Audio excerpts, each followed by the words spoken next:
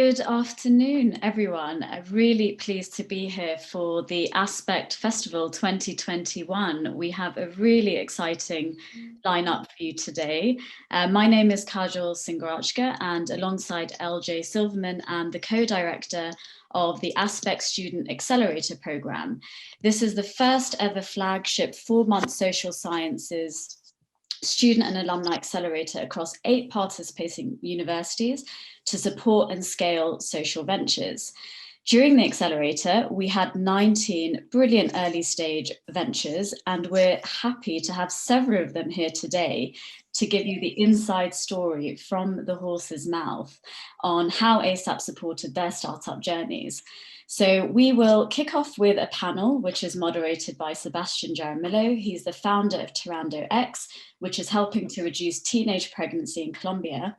And we'll finish up with a very exciting crowdsourcing challenge where you can win a £100 voucher prize. So do stick around for that. So without further ado, I will hand off to Sebastian to kick off the panel. Kajal, thank you very much for that warm introduction. Good morning or good afternoon, everybody. Depends from where you're listening. And welcome now. I'm going to share my screen.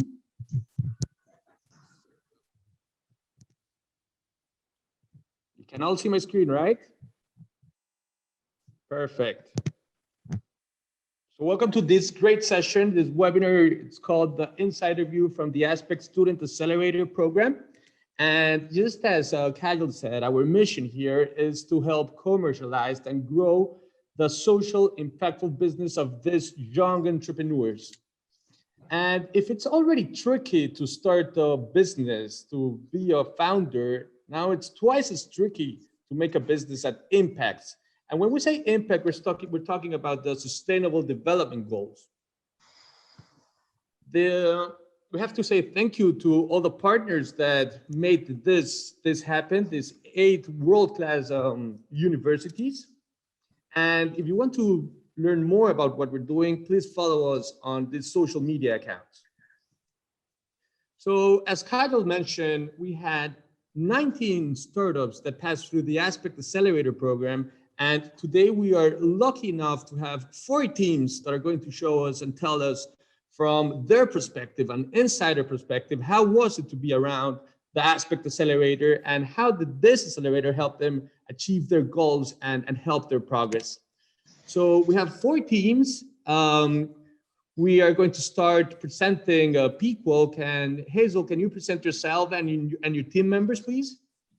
Hi, so my name's Hazel and I make up one half the Pequok team along with Amber, and we are basically creating the UK's first touch-free standalone women's urinal. We're passionate about gender equality, sustainability, and are absolutely obsessed with getting rid of female toilet queues. Thank you. Perfect. Alice, can you present what you're doing around NewMind?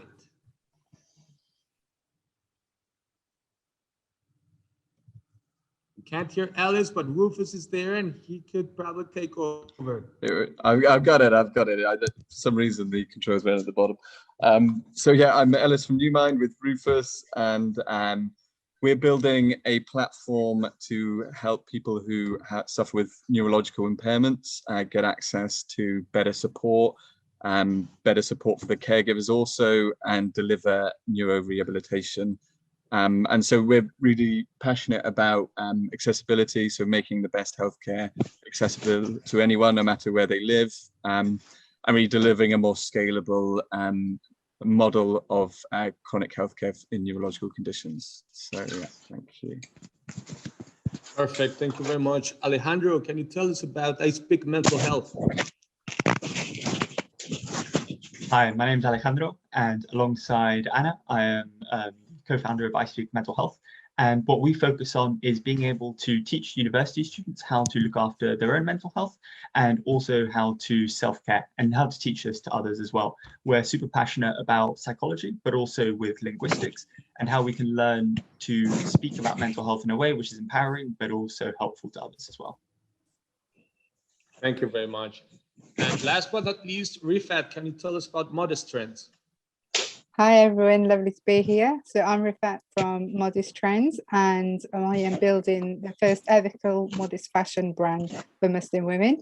And I'm passionate about reducing inequalities and making sure that we provide more of a accountable and sustainable fashion brand focused on representing a group of women that sometimes are unrepresented on the high street, but also making sure we do that in a way that is caring for the environment. Perfect, beautiful. So as you can see, we have a great panel here, and let's get that now into the questions. I'm going to stop sharing my screen just so that we can see all our faces and have a more close relation here via Zoom. So the first question would be, what do you think is the biggest challenge that founders encounter in the early phases of their startups, and how do you think the accelerator helped them tackle? So what's that biggest challenge that founders are really struggling with at the beginning, and how did the accelerator help us? Maybe anyone wants to start? I'm happy to go first. For me personally, the challenge that we got the most help in, and the most important one, was how to turn an idea into a solution. Usually when you have an idea for something that you want to make an improvement in within the world, it's hard to get that into a market and see it adopted within that market if people aren't paying for it to relieve a pain point for them. And fundamentally, you know, all businesses, all social ventures need money to be able to sustain themselves. And for us, what was most helpful is Aspect being able to help us find how you can learn what your idea might be a solution for, and how you can then from there take it and make sure you can guide it through a process where you're structuring it so that essentially it can indeed make market sense while also helping people. Oh, perfect. Creating it from idea to a project, right? To a viable solution. It sounds easy, but as you can tell, it's not. Now, Newmind, can you tell us what you think it's the biggest challenge, and how did the Aspect Accelerator help you tackle it?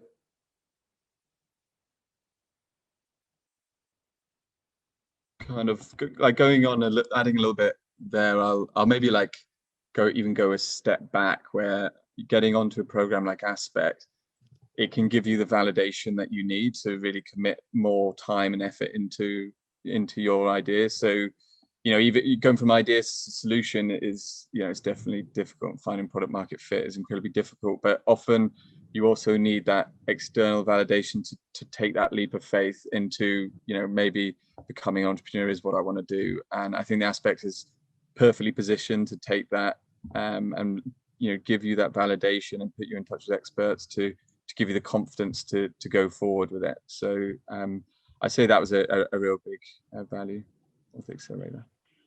Yeah, just to add to that, I think like when you're at university, you're young at heart, and you often have some of the most world-changing ideas. Like at a university, you're chatting to so many people about so many different things that they're great places for new ideas. But I think often you just don't have that much business understanding, depending on what your degree was. And I think this is where accelerator like Aspect can help bring your ideas to life, and also help you to understand the market that you're trying to sell into, which is an incredibly important part of being an entrepreneur. Perfect. Now we could go with Rifat and tell us what you think is one of the biggest challenges that we're encountering as founders, and how can Aspect Accelerator, or how did it help you? I think for me, it's to add on what others have said, really. I think that this is really a multifaceted problem. I think if you're a business that's commercially minded, then you don't necessarily think about the impact you're making, and you're focused on the profit. But then at the same time, you can't ignore some of the issues that are going on, such as climate change and increased inequality. There's poverty and all these other pressing issues. The other part to that is that if you're a business that is focused on social impact, you forget how to make a profit or to think about profit. And I think what Aspect does is really focus your energies and really gets you to think about how, like Alejandro said, is turning that problem into a solution. but also really focusing on what it means to bring this idea to market and how you'll bring it to market. So for me, I think it provided me with a lot of focus, and it provided me with a lot of balance into how to understand both the profit and the purpose side of things. Oh, perfect. And Pequel, what do you think about it?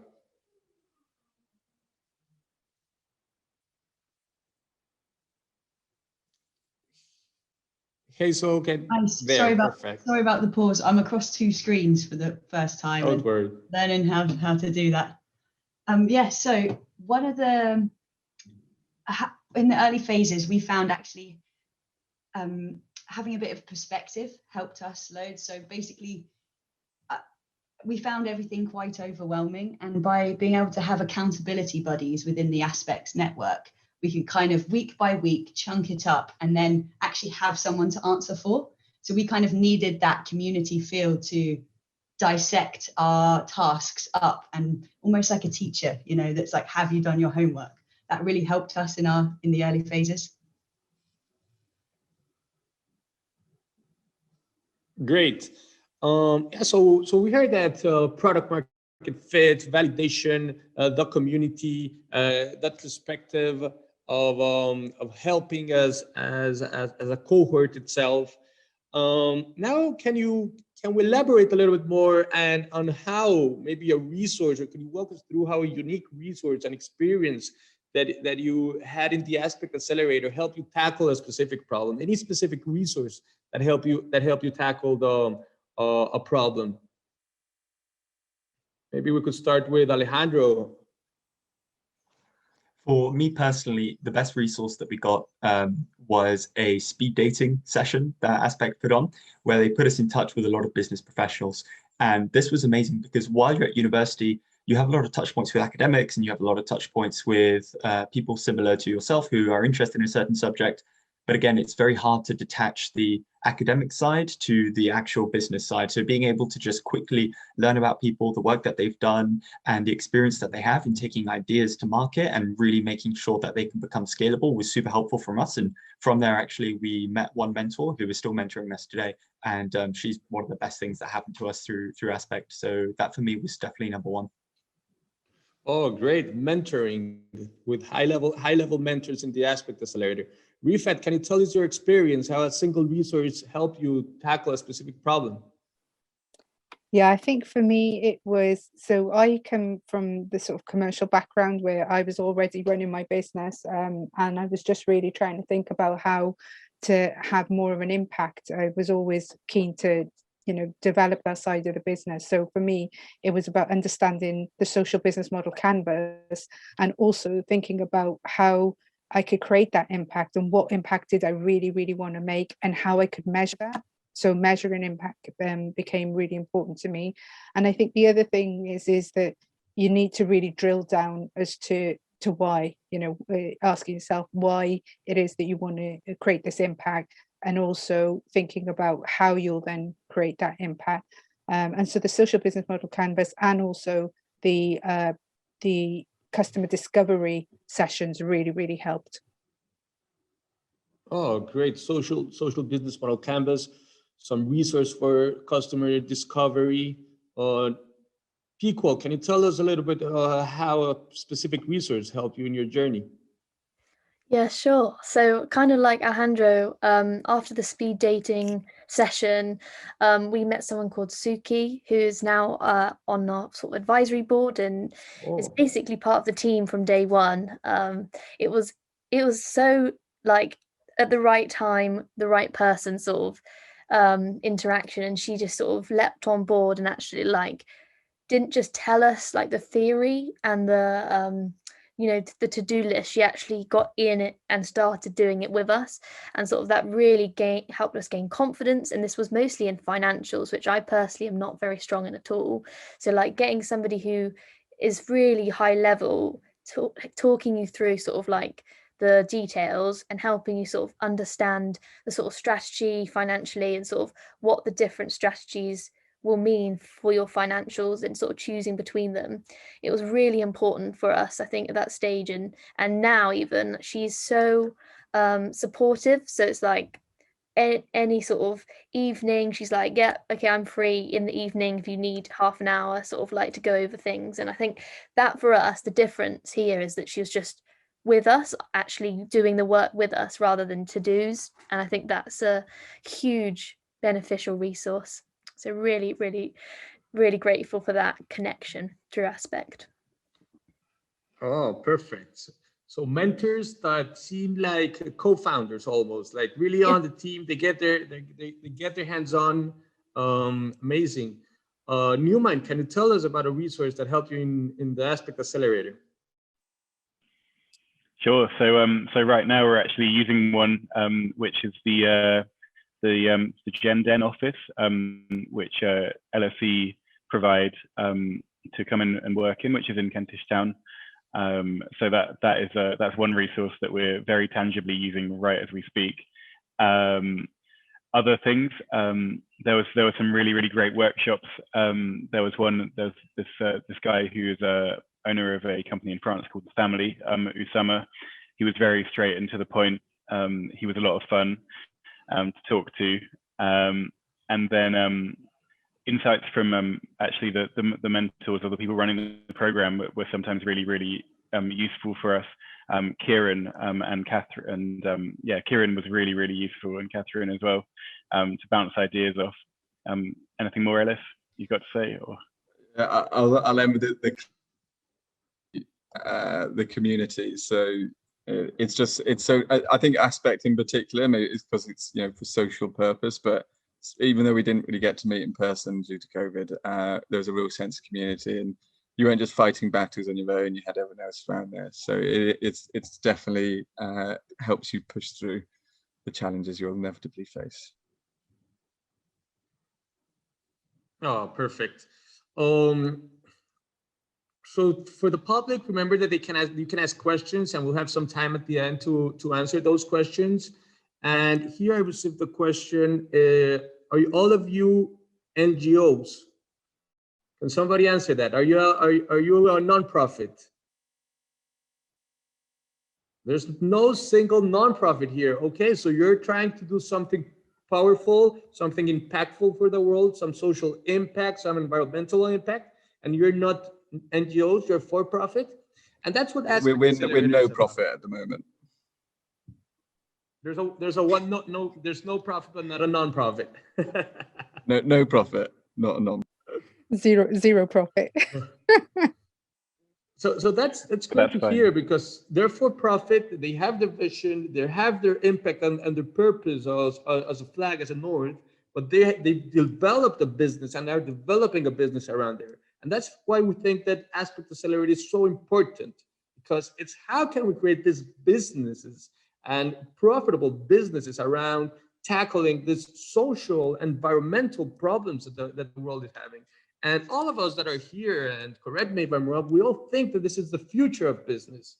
Here's the great space that is now being enabled and created as we speak. The shift of that paradigm that social businesses or business cannot be social. Now, I would say that most businesses are going to become even more social. So going on to our next question. And I know many of us struggled with this, and sometimes we underestimate it. So why do you think it's so important to find that first paying customer? Why is it so important, and even sometimes so difficult? Who wants to start there? Yeah, I mean, this is something that we're dealing with right now. It's really, so we're in the healthcare space, so it's a little bit different in that our goals are not necessarily getting revenue in. It's more getting users and data and evidence so that we can start making more larger change.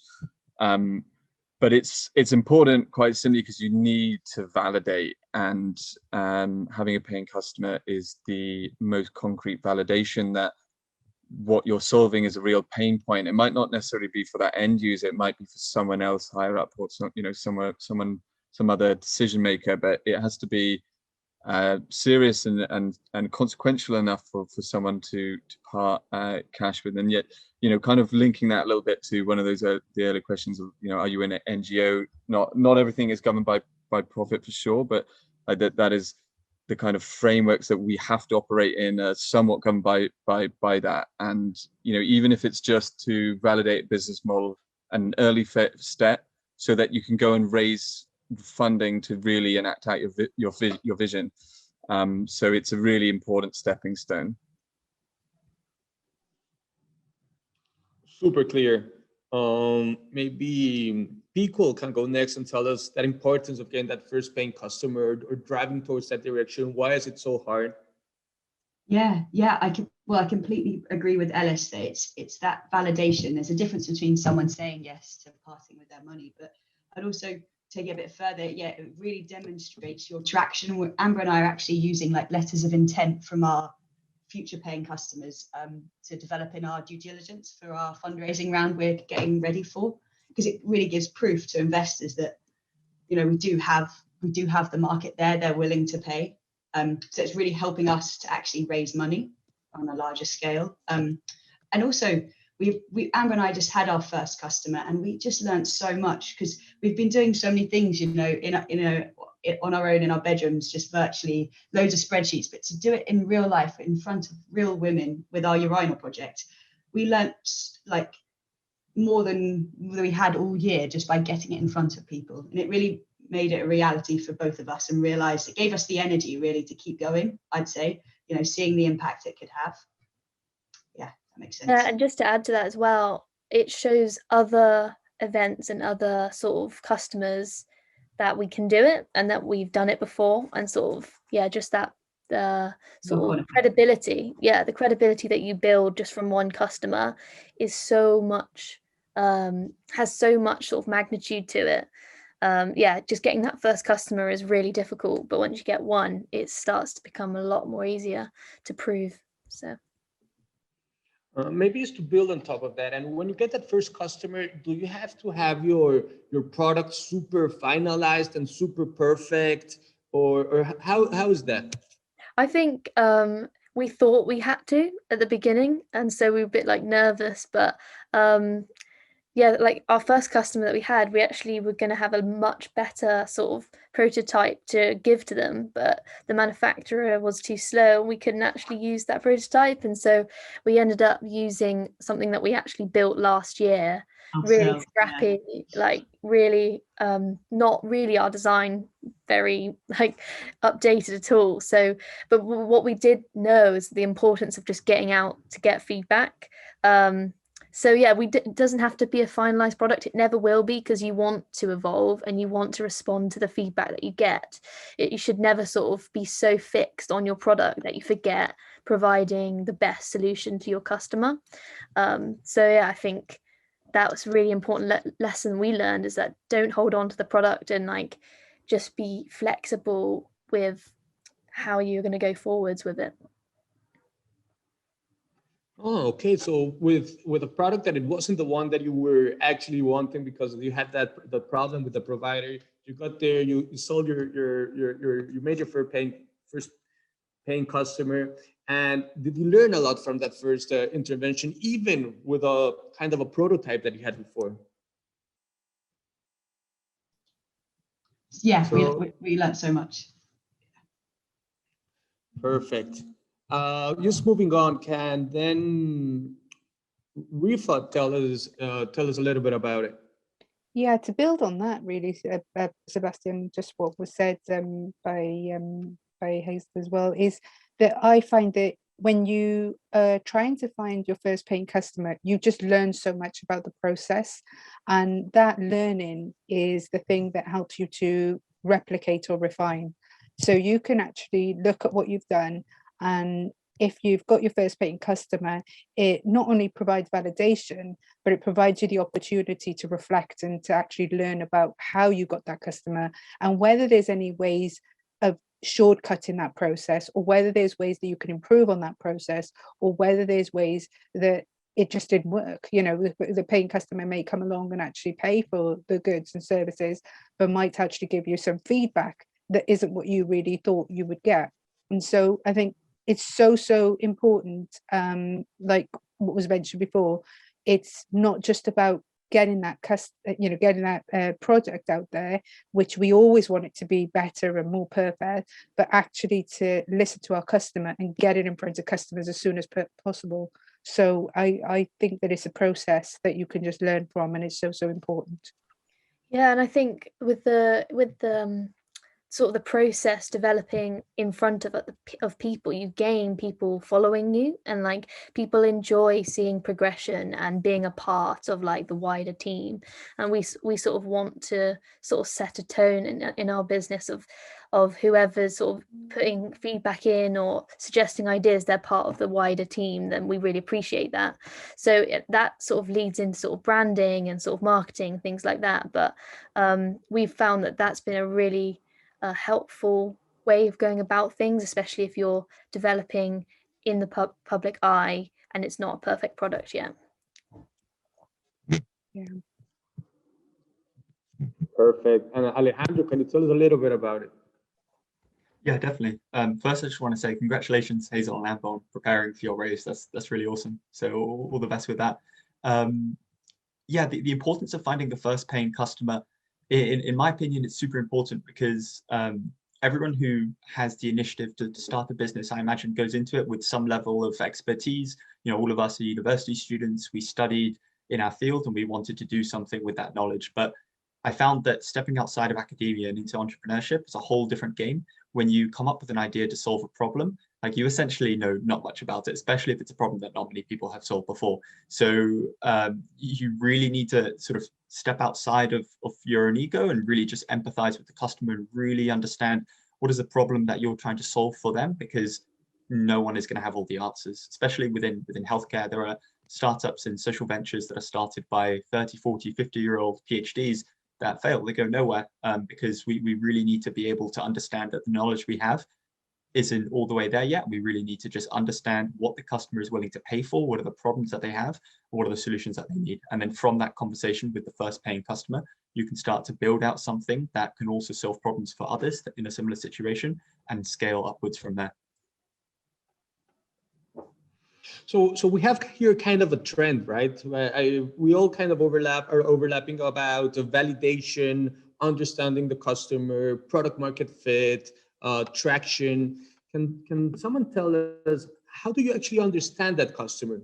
Because we hear it all the time, you have to solve a problem that people need. But it seems that for you, Aspect Accelerator was a transition to really knowing that you had to do it on how to do it, and putting you outside and close to that customer. Could anyone give us some advice, experience, opinion, actually, and how do you understand your customer? So Alejandro was telling us, get outside of the building. Hazel and Amber were telling us, okay, something you can have 100 spreadsheets, but it's completely different just being there. And it's a process. Can somebody elaborate around that, please? I don't mind going, Sebastian.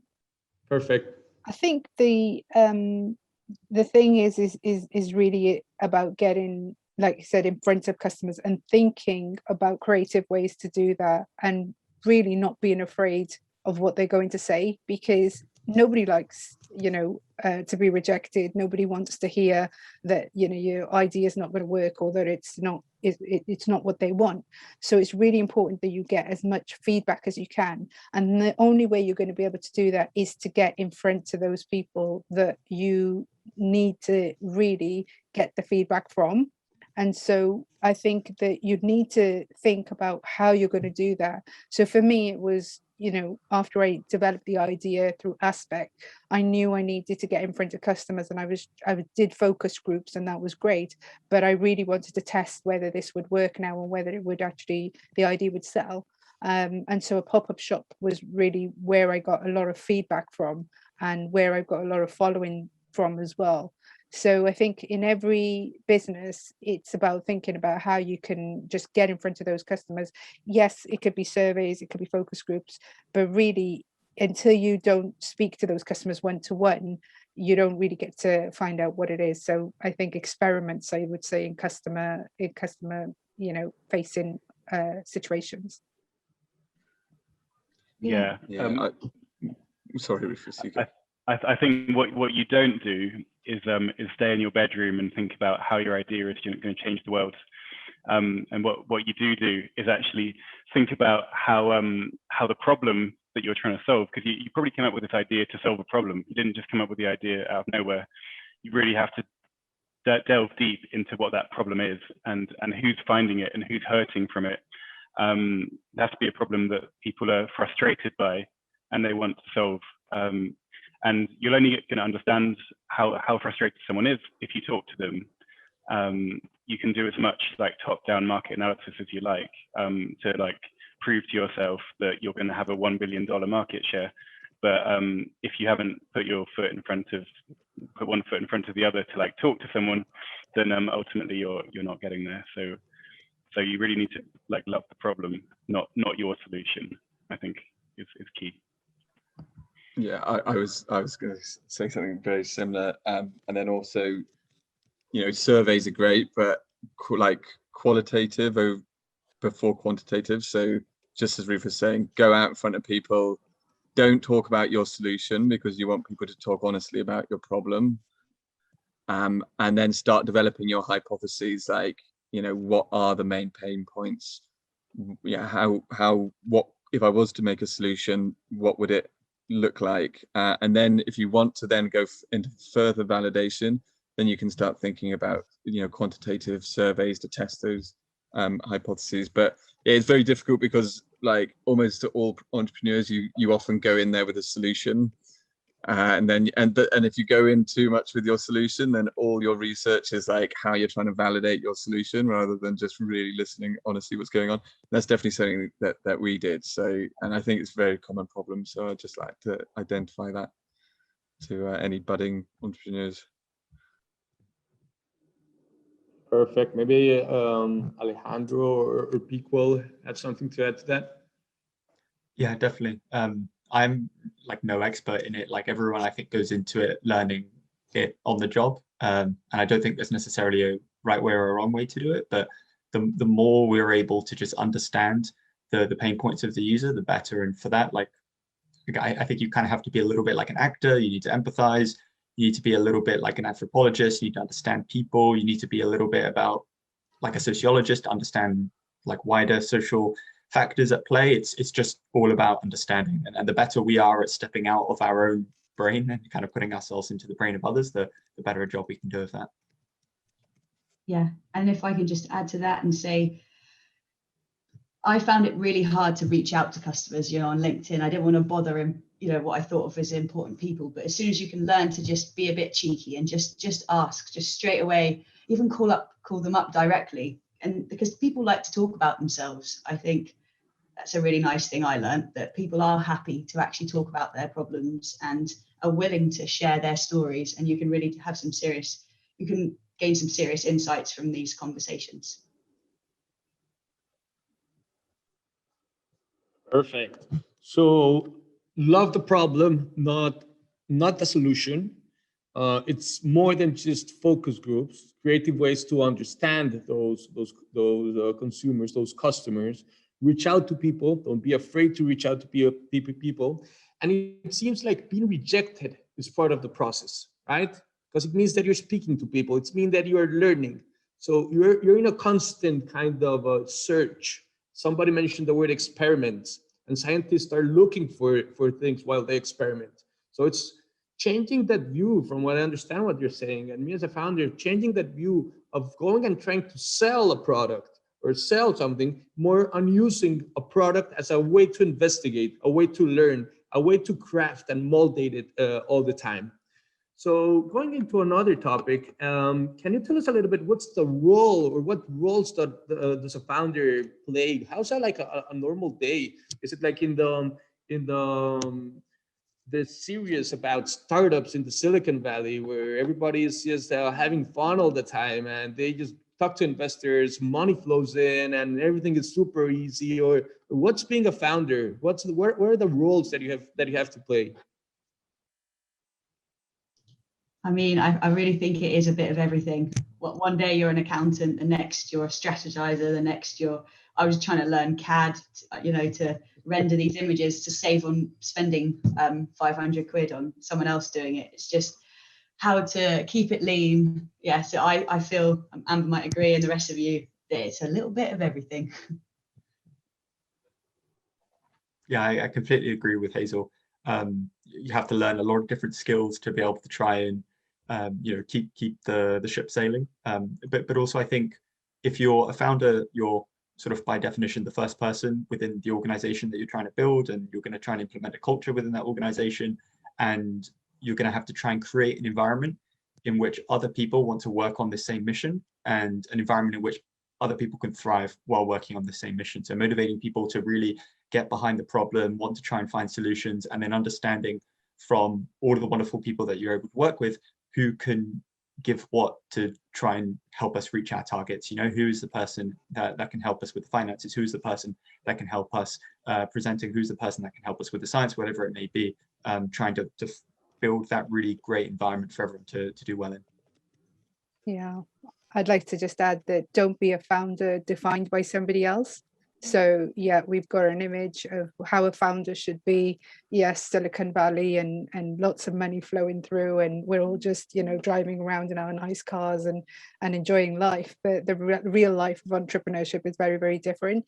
And so you decide on who you want to be and how you want to be in your business. I think the fact that we were all in Aspect, and we were all from very different backgrounds, and we all had really different business ideas, and yet we were all driven by this one focus, which was to make impact, just goes to show how diverse entrepreneurship is and how diverse founders are. And I think you just need to embrace that. You need to accept that your journey to where you're going is going to be different, and so there's no right or wrong. It's just about persistence and focus.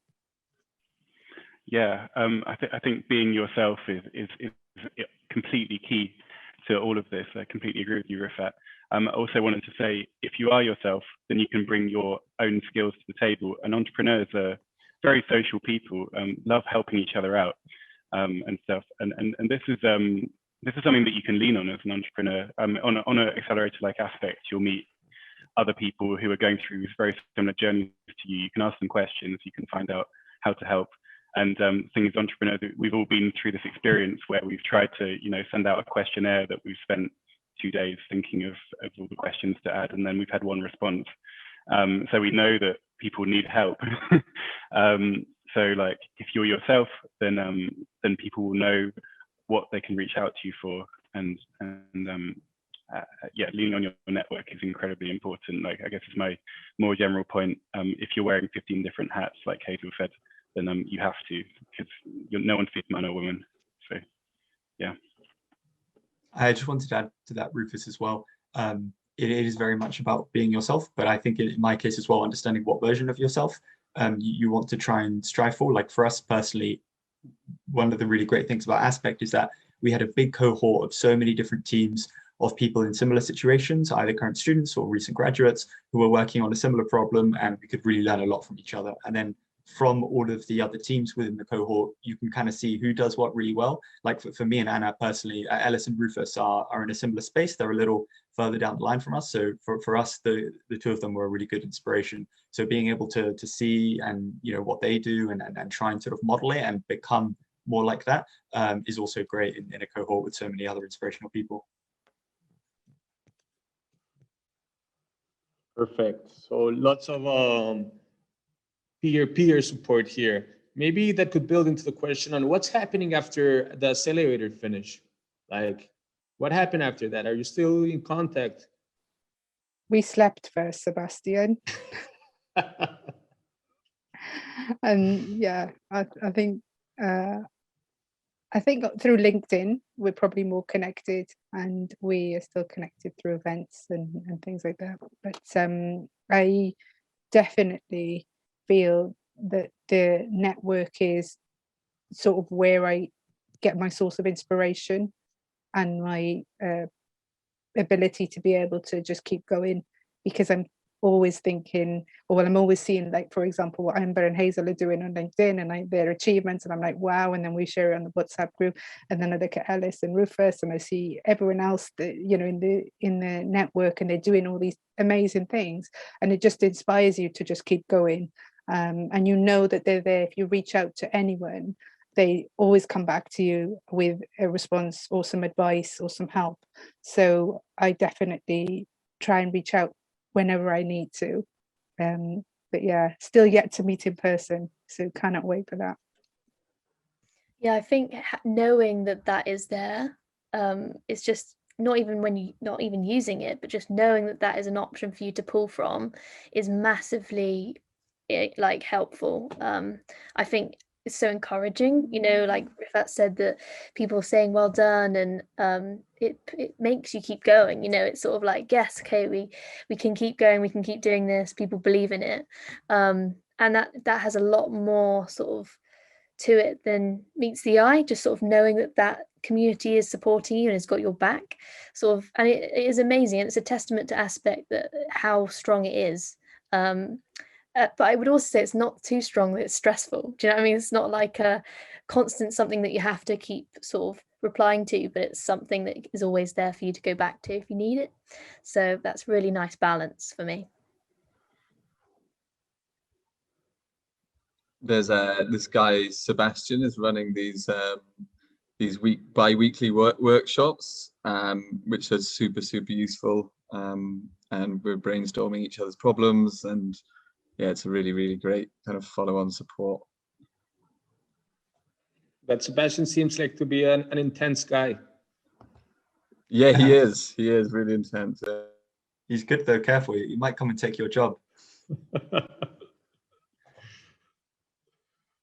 Now we're moving on. There's two parts to the next question, and is how was it to work in an environment related with universities, being close to universities, or in other words, how did you integrate social science research into your business, understanding that since Aspect is all about social science commercialization?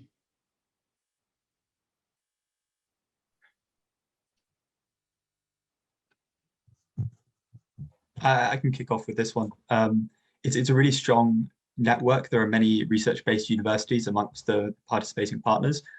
For us at the beginning, we came in with the idea that we really wanted to get behind a lot of research and use that to push the social venture forwards.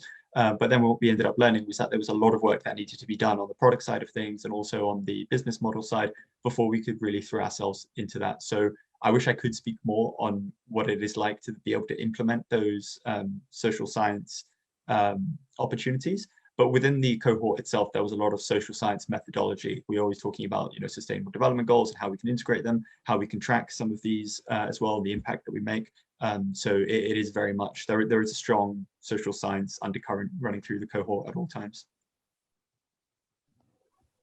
Yeah, that's a problem we've faced as well, is having needing evidence, which you can generate with the collaboration with like a research group. But in order to get to a point where you can get that evidence, you often need data and a product and so on. So there is a kind of a bit of a chicken and the egg with problem, especially in healthcare. And you kind of have to be a little bit responsive in how you change maybe your early strategy in order to generate that evidence that whatever you're doing works, and then kind of propel from there. But we've definitely formed in the network through Aspects possibilities to go and collaborate in the future.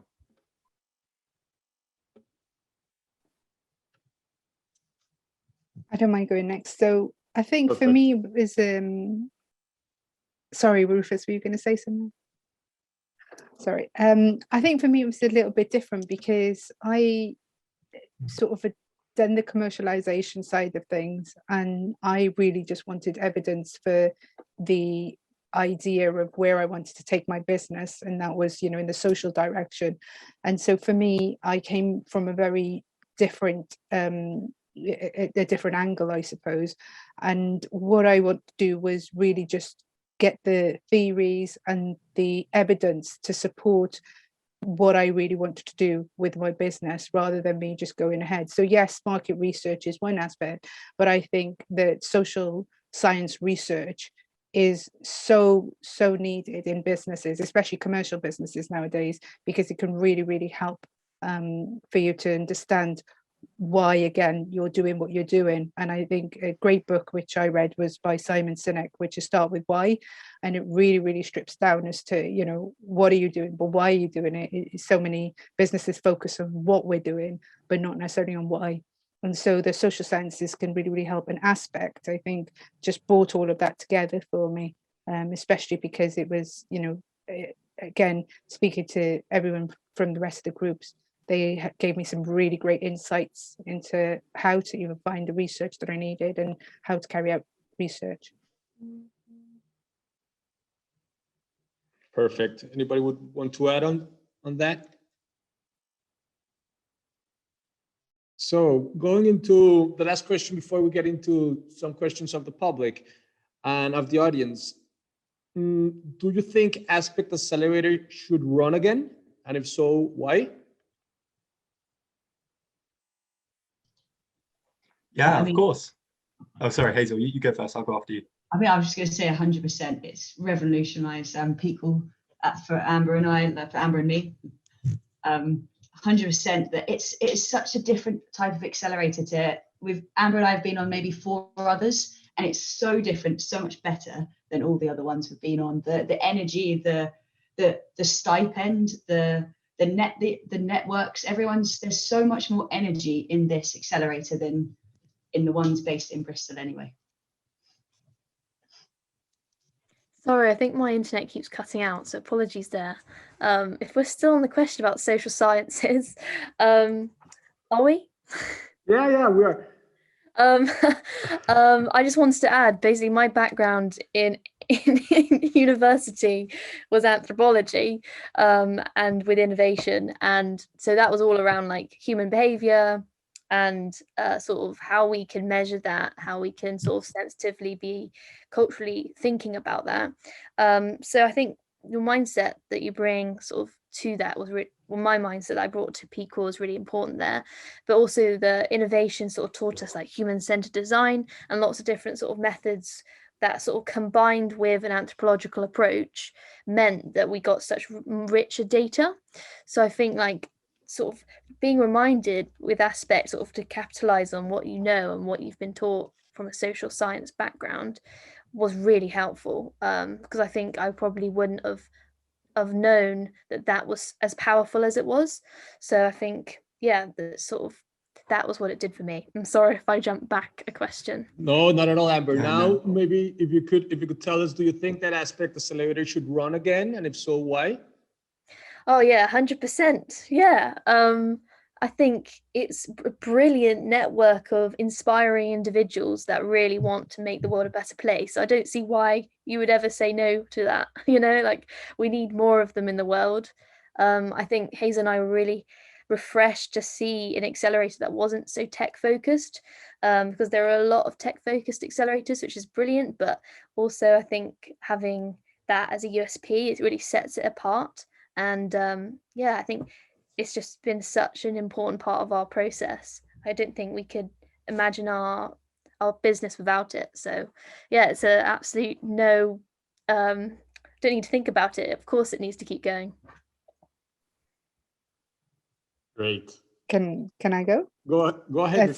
Yeah, I would say 100% as well, because this was the first accelerator I've ever been in, and I'm a mature student. So going back to university to study a master's was already quite intimidating. Then thinking about joining an accelerator with some really young, dynamic people, I was a little bit worried that I wouldn't be able to keep up with the pace. But this accelerator was so welcoming, but also useful, and the network again were amazing, but also the way it was run, it was really well paced. It gave really great relevant knowledge.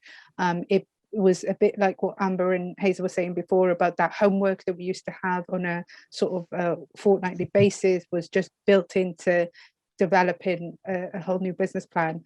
So yeah, 100% for me. Yeah, I think Yeah. it was really, really great for people coming out of university and coming into something and working out how they can be entrepreneurs, how they can leverage business. But also from I guess the perspective of the people running it, you only have to, I mean, you have to wait to see like what impact each startup that's come through the cohort has had. But you can look, you can see like people were on BBC. You know, these aren't companies which are going nowhere. So yeah, I think it's really, really important that this stopgap is there, and I think it was well run and well executed. So of course it has to go on. I was going to say that there's like a little bit of a hole in the market with accelerators that are really geared towards social ventures or people want to make a social impact. And often like to get onto things like YC or, you know, TechCrunch or whatever these, you know, some of these big accelerators, you might not be able to get there until if you're advocating kind of social impact. So the Aspect, if you really want to make it, you know, if your priority is impact over profit, it really is a lovely accelerator, and you've got nothing to lose by joining it, everything to gain. So yeah, definitely run again, please, Sebastian. Beautiful. Impact over profit. Lots of energy, mentors, bootcamp, top-class speakers, great cohort, and crafting life-lasting relations. Seems like a no-brainer to do it, right? Now getting into some questions from the public, and feel free to add more questions if you want. So here we have a question from Abigail. You're all speaking about your products, brands very eloquently. Well done. Did the accelerator program also provide training in pitching your ideas? You definitely did. Can you tell us how that was and how it evolved your first pitch until your last demo day pitch? Yeah, I didn't mind going first. Yeah, I think from day one, you're talking to a cohort of people that are, you know, inspiring you and pushing you to be better. So I think through just like passively, you learn how to speak sort of a bit more eloquently, I guess, or you're encouraged to, just because it's very natural. But I think we also we had 2 rounds of pitches, or the first was I think before Christmas, and then the second one was in January, and it was like the one before Christmas was like a warm up to January for when we were pitching to investors, social impact people, and the wider network really. And the one before Christmas was like really helpful because you would practice in your accountability groups. You could practice with the like Kieran or Caroline, and you would just refine your pitch and you would become more confident in it and work on sections that you were less confident on or weren't actually there yet. And I think actually having to pitch a product, it makes you aware of what you're missing. So I think it definitely helped guide where you needed to focus throughout that process. So that was really good. Definitely got practice in. Yeah. Great. Anybody want to build on top of that? Share us your experience with pitching. I think there's not much more that I can add onto that. I think Amber covered it really well. I would mention that we also had one session with a former TED coach, someone who coaches people to give TED Talks, and she gave us 2 different sessions on how exactly to deliver a good pitch, which is good. Also, we were learning kind of anew how to deliver a pitch like on Zoom, which is very different to how you would in real life, but the support was there. I remember when I think it was a social, but we were doing, people were sharing stories. I remember, Alejandro, you did some Japanese storytelling. I don't know, I felt like everyone's ability to tell the narrative really, really improved. And there's some kind of non-PC stories that I remember also, which we'll keep to ourselves. But yeah, I thought everyone's kind of confidence and storytelling ability really improved throughout. Amazing. So storytelling, being helped by people from TED. Go ahead, Rufus. I was just going to say also, you're getting us like on Zoom at midday on a weekday. You know, we're on our best behavior, so we want to sound like we know what we're talking about. Maybe, you know, different situations call for different ways of speaking. Definitely, that was part of the coaching from the TED speaker. We have another question here. How do you measure the social impact of your business?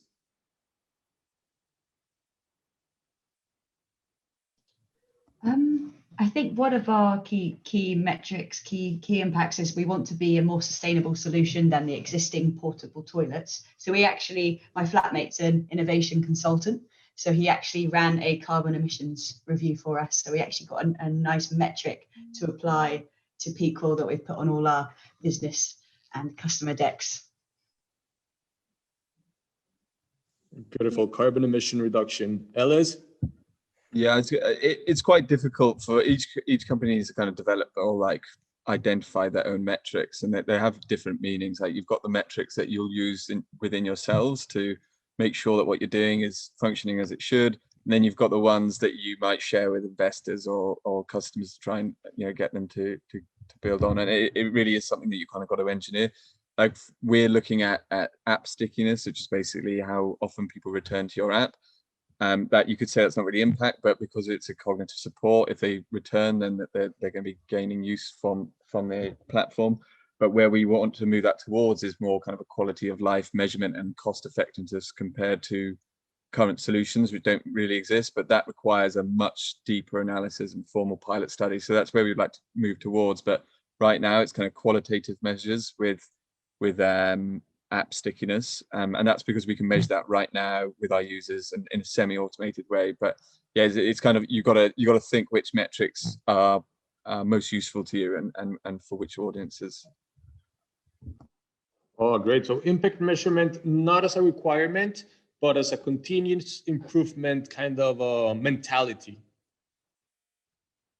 I think we also sort of try and measure it like qualitatively, I guess, in terms of conversation and sort of when you're trying to shift behavior, it is all about sort of bringing it up and sort of starting conversations and getting people to change their perspective on something, and that just takes time, but also like a persistence and sort of continual work. It's not just like a one hit and then it's done. It's like this is something you have to dedicate yourself to doing for years for it to actually take effect, because I think we're very aware that social impact is like takes years to actually like be brought in. And so yeah, we definitely we love talking about it with people, and we like getting on panels, and we like to I think we're actually talking at a festival that we're testing at in July, so yeah, where we're testing, we're also talking about it, so it is just keeping up that conversation.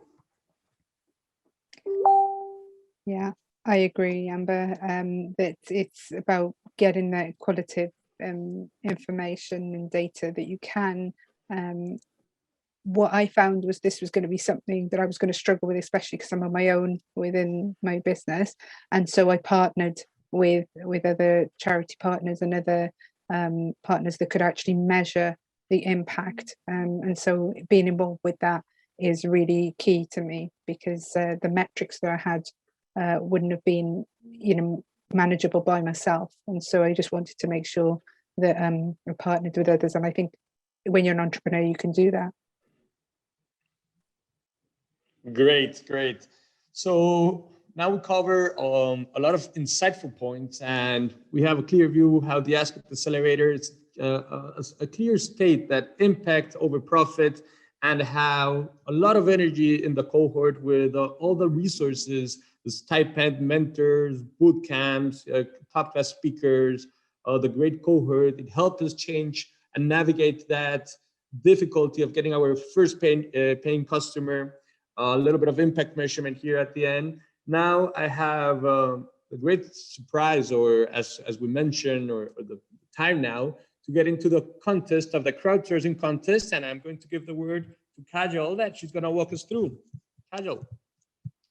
Thank you, Seb, and what a fabulous job you did moderating the panel, and to all of you, including Rufus on your best behavior at 12 o'clock, for all of your insights and wisdom into sharing this journey. And although I went through some of this with you, it was the first time I heard just how incredibly strong the community was and the impact that those resources made from you. And as you all heard from all of them, this 100% needs to continue again. And I would encourage you all to share your websites as well on the chat, so people can have a look at your companies and learn a bit more about what you're doing.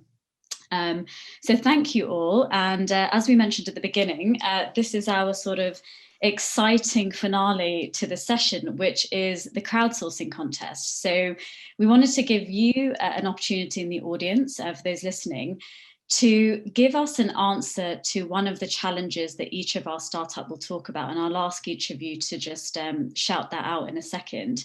The prize is a £100 voucher to How To Academy. This is an academy where you can attend masterclasses and hear really world-renowned speakers from social science sectors and beyond. So it's a great prize to win. And what we'd like you to do is, once these startups have shouted out their challenge, we will give you around 7 minutes to put the answer to pick one of those challenges and put the answer into the chat. We'll give you 7 minutes and then we'll go away and deliberate and announce the winner probably around 1:25-ish. So if you can, each of you, so let's start with Rifat maybe to announce your challenge first. Yeah, hi. So I'm trying to raise awareness about my brand, because at the moment that's the one area I'm really struggling with. So any creative and innovative ideas on how to create awareness, but more importantly, what the brand stands for. Brilliant. Ellis or Rufus, you want to go on yours?